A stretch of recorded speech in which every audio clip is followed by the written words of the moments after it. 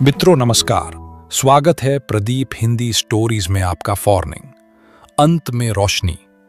दुर्योधन की मृत्यु के बाद भानुमति की गाथा। भूमिका। हस्तिनापुर का जलता हुआ सूर्य अस्त हो चुका था और उसके साथ ही अस्त हो गया एक युग।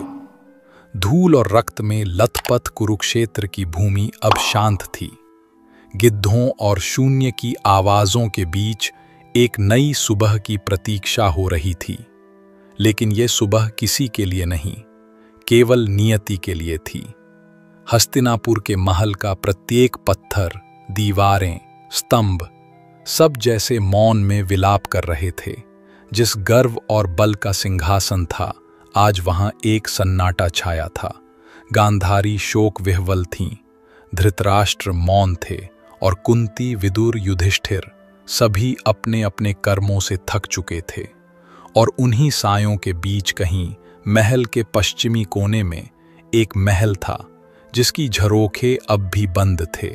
भानुमति, एक भुला दी गई स्त्री, किनकी देश की राजकुमारी, हस्तिनापुर की बहू और कौरवों की रानी भानुमति। उसके अस्तित्व का उल्लेख महाभारत में बहुत कम है, पर उसका दुख शायद सबसे गहरा था। दुर्योधन की मृत्यु उसके लिए केवल पति की मृत्यु नहीं थी, वो उसका पुत्र भी खो चुकी थी, भाई भी, ससुराल भी, भविष्य भी। अब वो केवल एक छाया थी, न रानी, न माता, न बहू, केवल एक स्त्री जो अकेली थी और जीवित थी। पहला भाग, मौन महल और टूटता अंतर्मन। भानुमति अब तक महल में एकांतवास में थी। युद्ध के समय जब दुर्योधन गया था, तब उसने प्रण लिया था कि वो तब तक श्रृंगार नहीं करेगी जब तक वो वापस नहीं आएगा। जब संदेशवाहक ने आकर कहा, महारानी, युवराज नहीं रहे, भानुमति ने कोई प्रतिक्रिया नहीं दी। वो उठी और महल की छत पर चली गई। वहां से उसने वो धूमिल कुरुक्षेत्र देखा जहां उसका सर्वस्व मिट चुका था। फिर वो नीचे आई। उसने अपने आभूषण उतारे, चूड़ियां तोड़ी, अपने केश खोल दिए और वहीं फर्श पर बैठकर एकटक सामने देखने लगी।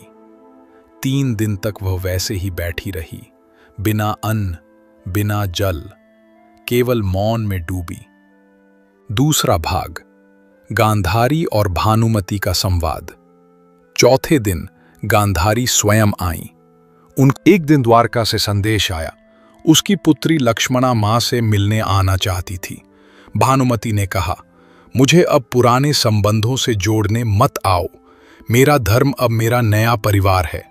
जो कुछ मैंने खोया वो अब स्मृति में है, पर जो मिला है, यह तप, यह शांति, वह मेरी आत्मा है।